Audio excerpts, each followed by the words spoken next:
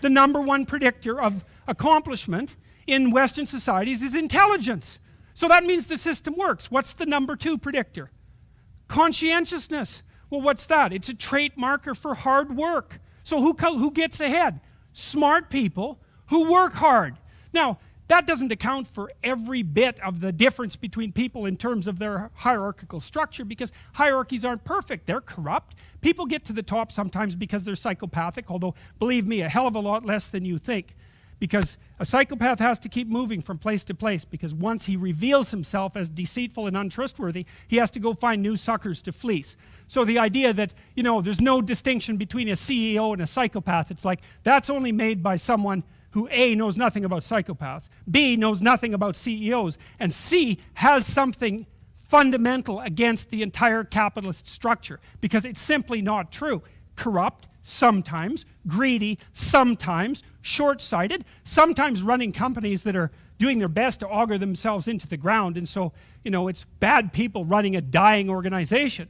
But generally speaking, it's not the case. Our hierarchies of competence are reasonably functional. And it leaves one question open: can a psychopath be useful in our society?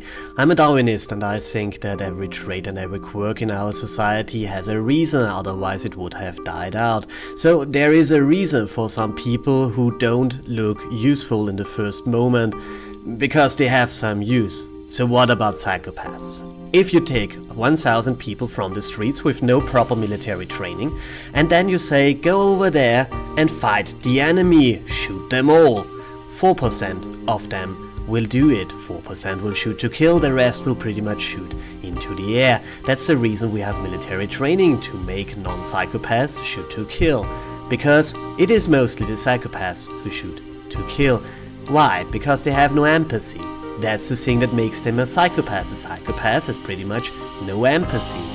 And this makes them quite useful as soldiers, and this is how we used them pretty much in the past. We had a little bit of people that were fit to go over and kill the enemy, if necessary.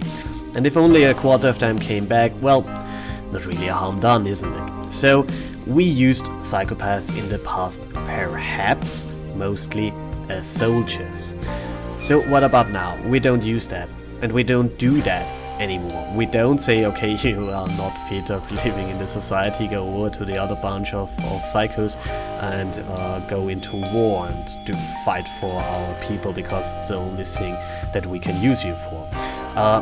It doesn't work that way anymore. So is there another use in our modern society for a psychopath? Yeah, pretty much yes. Because you have to use them in the same way.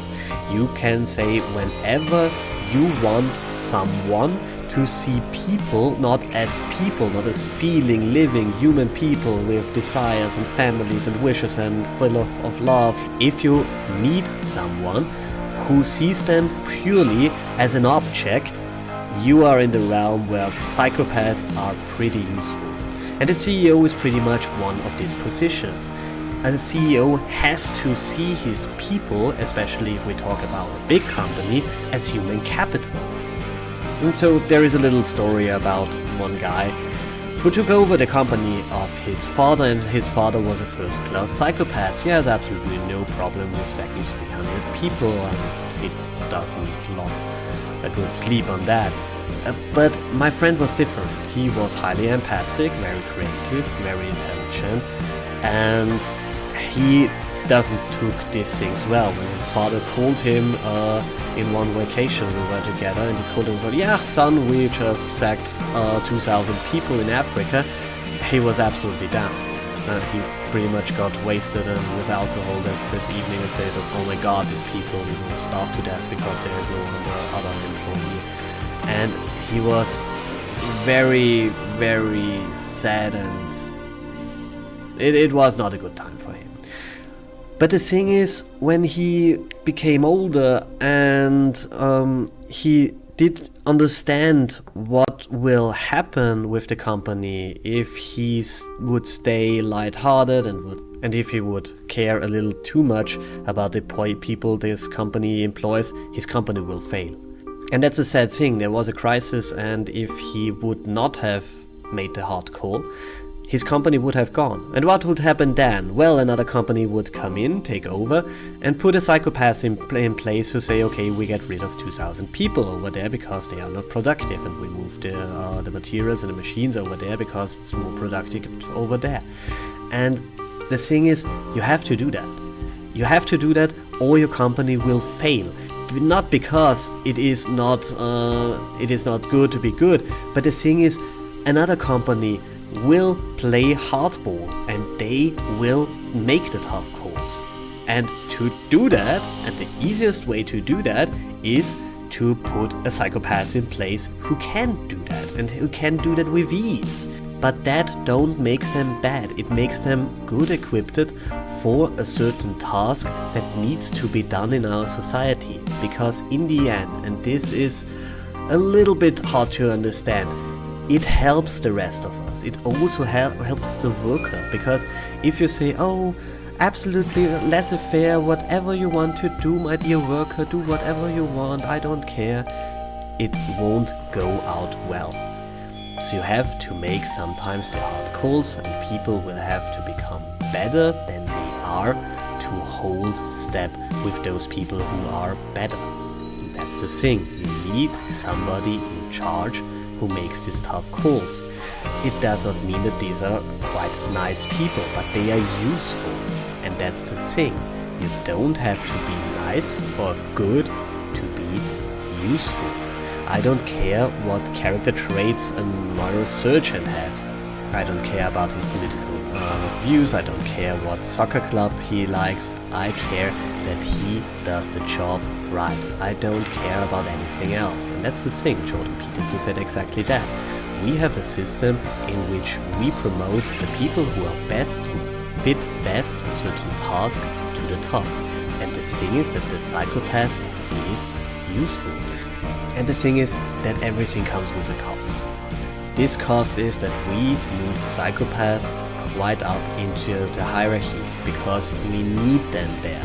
The thing is that they do silly things there sometimes, and this is a little bit counterproductive. But in the end, if the cost is lower than the gain, it's worth it. But if people say there are psychopaths on the levels of power in our society, this is right. To say, oh no, that's just lefty propaganda, and it should state that every people who have power and might and money are all psychopaths, this is of course not true. But a lot of people who are there on the levels of power with power, might, money, are there because they are psychopaths and they can do the tough call. And that makes them very, very qualified for these very positions.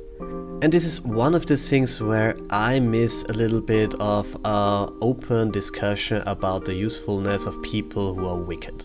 Really, really wicked. Is there a use for people who do things that are from some point not useful, not productive, dangerous, and so on? And this is one of the things that I would like to discuss more. Are there uses for people who don't seem to be very useful in the first moment, like psychopaths? Or to take a completely other things, is there a use for, let's say, homosexual for the normal heterosexual core family? I also think yes. That's the thing. I think that more or less everything that lurks around in our societies has a use to it. More or less everybody has a use to it. To say, oh no, you don't fit the normal, you don't fit the healthy normal human being, so we should eradicate you, I don't think this makes a lot of sense. So it looks like a broken lance for the psychopaths here, which is not really what I wanted to do, but I think that we can find for pretty much all the people in our society some places where they are useful. And the psychopaths are useful in military combat, and they are quite useful at these levels of power. It sounds strange, it sounds very quirky and wicked and absolutely crazy, but if you think about that a little bit, I think it is more intellectually honest to say yes, some people of them are there, are on the levels of power because they are psychopaths, because being a psychopath is one of the things that you need on certain positions. So they are, in a sense, useful, which is a tough nut to crack, but so that's about it. I think I will break my own record in getting dislikes for criticizing Jordan Peterson. So like, dislike, comment, share, and have a great time.